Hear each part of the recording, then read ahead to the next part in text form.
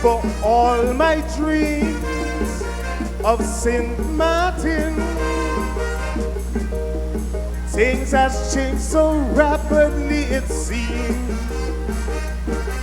Our ancestral customs, historically, everything is now just history. So, oh, St. Martin, sweet St. Martin, where has your culture gone? Mr. Lamini Band no longer plays in Phillipsburg on holiday. We don't dress in orange clothes for the Queen's birthday. We don't see no donkey racing town. Can't pick salt out of that pond. Where has our culture gone? I am asking Lou, where has our culture gone?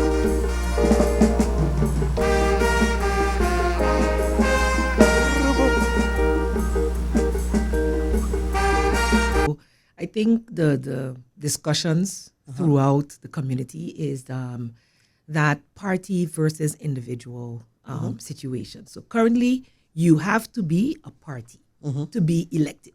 Correct. So an individual at this time in our system cannot just decide, okay, I am running for parliament. I, Silveria Jacobs, I'm going to the electoral council and I am registering as a party and Silveria Jacobs is running. Can that happen? So is indeed what you said, or we have a party system whereby the party is the one that actually is running and is actually, they have a number of persons on the list and that party needs to be registered. You can have a party of just one person Yes, as well. but the person itself The can be person, the party. no, it is a party because that's so clear in the law that it must be a party, that the party needs to be registered at the electoral council. But Silveria Jacobs herself cannot go and, participate on her In own an election without a party. She has to be part of the party. And then, of course, then you have the whole discussion that we have in the community nowadays when individuals decide, you know what, I no longer align with the party's mission and I would therefore go and declare myself independent, if that should be allowed. And the whole discussion is, Right. do you go with the seat or not? Right. And there's where, the This whole is where the reform is comes needed. into. Look, I feel, Prime Minister, is that we need to have a debate in our country as to what do we actually want, what system basically works for us. I've said it a number of times. We have actually taken over the system of the Netherlands Antilles that was taken over by the Netherlands. Right. Now, it works for the Netherlands, it worked for the Netherlands Antilles, it works for Aruba, and it's working for Curacao too. The question is it sufficient for St. Martin? Now, that discussion we need to have, a debate we need to have in a community to see, hey, do we need to, because it's working with, that's a system Netherlands with the former Netherlands Antilles, do we need it for St. Martin too? Maybe we need to have another discussion in terms of what best works for us as a country on St. Martin. What system would actually work best for St. Martin, as we discussed briefly in the previous segment. Now, I think that's a discussion we need to have, and we need to see what model suits best for St. Martin. Now, there are various models that have been discussed before. I mean, we can also look at whether or not we want to talk about a district model, for instance, whether we already divide the country up in a number of voting districts. We can say, well, you know what, just for the purpose of discussion, would a district stencil, a district model then promote stability of the government then? That's a discussion that we need to have. Let's say you've divided St. Martin up in a number of districts. You have District Cold Bay, you have St. Peter South Reward, you have Middle Region, the different ones, and that depending on how many persons are living in that district district actually provide a number of parliamentary representatives into parliament. And let's say if you're hailing from Cold Bay, you have persons that are postulating themselves for Cold Bay only. Then if that person, if he or she does not perform during her 4-year tenure as a parliamentarian or his 4-year tenure as a parliamentarian, then you're going to actually have to say, you know what? I do not agree with how that person performed, so therefore I'm going to look for somebody else within Cold Bay. So then you might have a little bit more of accountability there, but also important is the stability. Again, I'm not saying that this is what we need to do, but we can have that discussions. But there are also other models that we can look at. So I do applaud the efforts of the Ministry of General Affairs to say, we go out into the community and speak with the people, but also look to the surrounding neighboring islands to see what their model is and what works for them. But there's definitely a discussion needs to start, and that we have that debate to see what best suits St. Martin as well. Okay. Yes. Jason, Prime Minister. legislation is your thing. So do you think that changing legislation will change the culture or change what has been happening with instability on St. Martin? Well, not necessarily, Prime Minister. There are a number of things that you can actually legislate, but what you cannot legislate is, of course, the will of the people, political maturity. That's something you cannot. You need to either have it in you or not. You either want to do it or you do not want to do it. However, what you can legislate, Prime Minister, is if we work with the existing ordinances that we have, the national ordinances, that the little, gray areas that we have in there, that we legislate that. Let's say, for instance, we have where we still go to the polls and we have the black curtain behind us. Do we still need that? That's a whole discussion that you have, people that are not in agreement with it. Some people say, yes, we still need to have it. The whole thing's with the telephone, the cell phones going into the voting booth with that. Now, that is not legislated. And should you legislate it, there are a lot of people that have different opinions where that is concerned. A number of things, too, is in terms of the electorate, because if you look at the kiesverordening, we talk about ingezetenen. Those are persons that are basically inhabitants of St. Martin. You need to be an inhabitant, you need to have a Dutch nationality, you need to be 18 years of age at the date of election in order to vote. Now, there we have different discussions whether or not we should expand the electorate. And there were discussions whether or not that students that are studying in the Netherlands, should they be given voting rights as well. Now, I feel that if you want to go and expand the electorate, Prime Minister, that you just cannot do, I do understand expanded to the students in the Netherlands, that is very much discriminative, because you also have a bigger group category of people that are living abroad as well, that you also have to give them that right. So, for instance, it could be people that are studying or that are living in the Netherlands. You can say up to a period of 10 years, for instance. The Netherlands also have that requirements for their second chamber elections as well. Aruba, if I'm not mistaken, was having that discussion. I'm not sure if they implemented it, that Arubans that are living abroad for a period of up to 10 years, that they were looking into giving them the voting rights as well. I'm not sure if that's implemented. The idea, the rationale behind of that is that you send students abroad and they have they study usually for 4 years. Some people will do another study that brings you up to a good 6 or 7 years, more or less, and then the working experience, and then you come back, and then you can contribute to your island. And would you want to give those persons then the opportunity to vote as well? Now, if you do that, Prime Minister, of course, there are a number of things that go into place with that. The organization of the election. You need a voting bureau in all those different countries, whether it's the Netherlands, Aruba, Curacao, the United States, where they're living. You need or an office. I mean, we have our St. Martin House. Well, you need to be able to man it too. Yes, you have to manage. You be able to man it, and how do you get the voting cards out to them as well? Those different things. Another thing. That's a little archaic as well. Exactly. So there's a lot.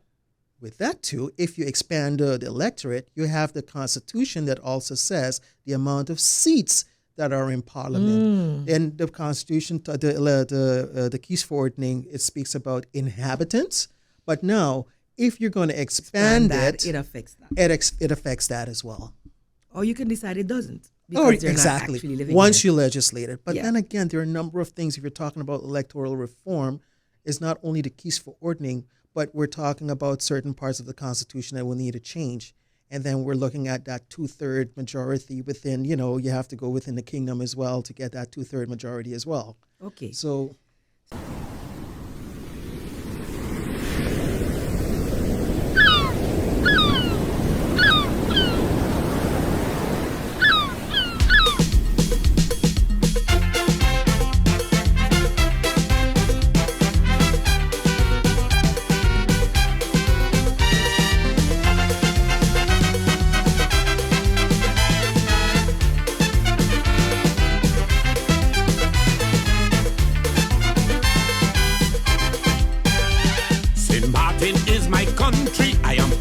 brag about. She has been so good to me, I will boast and I will shout. St. Martin, I will praise you, I am proud to be a part. I will sing to the top of my voice, I love you with all my heart. With all the hurricanes that we have suffered over the years, you still strong, strong, strong. Though COVID derailed us, you're strong and that's a fact. Thank you, St. Martin, for always staying on track. I say, thank you, St. Martin, for bouncing back. St. Martin sweet, St. Martin nice, St. Martin complete, St. Martin is a paradise, St. Martin strong. Salute, you pass the test.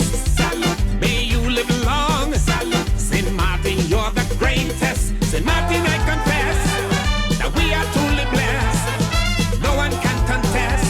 You're the best. You weathered every storm. You suffer through the harm.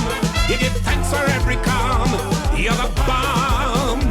St. Martin strong. Thank you. May you live long. Thank you. I go sing my song. Thank you. St. Martin, you are number one.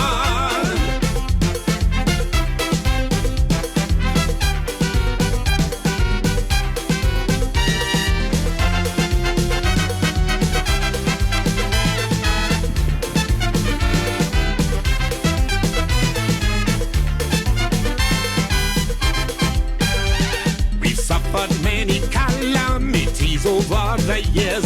We've lost siblings and parents. We have cried rivers of tears. We've lost our homes and business, but we never lose our hope. Cause we know St. Martin people will rebound and will cope. My condolences to all who have lost their children and parents. You're strong, strong, strong. We are resilient. We persevered along. We pulled together and kept each other strong. Crying, hugging and singing St. Martin's song. St. Martin sweet, St. Martin nice, St. Martin complete, St. Martin is a paradise, St. Martin strong. Salute, you pass the test.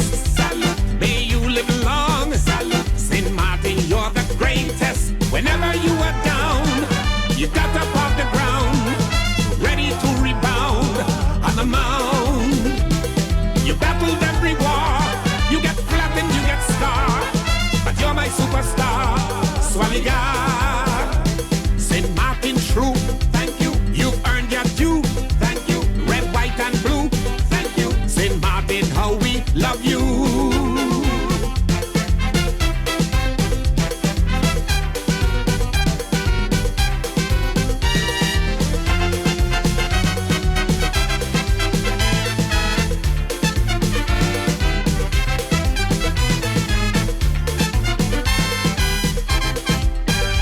St. Martin has brought so many from rags to riches.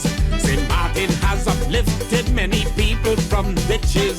St. Martin has been helping families over the years. St. Martin has even turned strugglers into millionaires. Some see the cup half empty, but I see the cup half full. Strong, strong, strong. You can't please everyone, you'll always get complaints.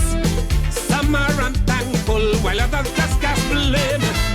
And that's why I'll always defend your name.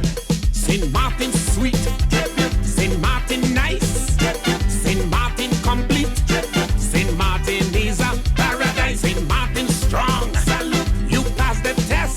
Salute, may you live long. Salute, St. Martin, you're the greatest. St. Martin, you we praise. We're thankful for your ways and grateful for the days we're amazed. You're never negative, you're always positive, and that's why you will live to forgive. Come high or low, thank you. May your star glow, thank you. May you overflow, thank you. St. Martin, you're my hero.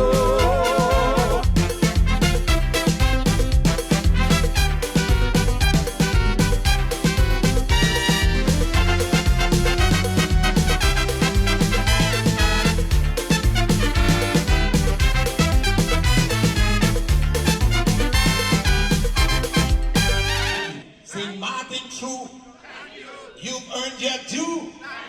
Red, white, and blue. St. Martin, may God bless you.